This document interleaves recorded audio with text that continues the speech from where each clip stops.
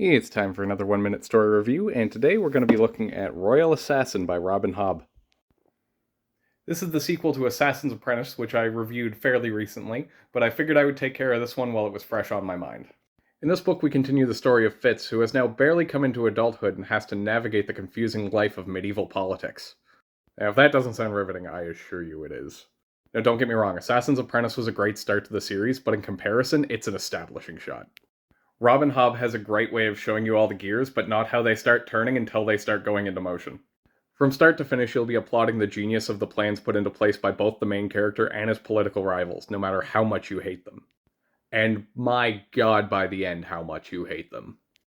More specifically, Prince Regal, who's back from the first book, and you'll be longing for his downfall. And without revealing too much, you're gonna keep longing. But this doesn't mean there aren't many victories to be had as well. Fitz from the first book has grown into more of a man, and you get to start to see him make some real mistakes that you might as a young adult. From personal growth to love to ego to his skills as an assassin, we see him trying to overcome all of these things while he also tries to deepen the relationships that he started building in the first book. But I think the real main focus for him is how lonely the life of an assassin is, and him learning why it has to be so lonely. He makes many decisions that you as the reader know are wrong, but when you think about putting yourself in his shoes, you wouldn't do it any differently. Robin Hobb once again gives us a perfect window into the life of her characters, and I can't recommend continuing the series enough.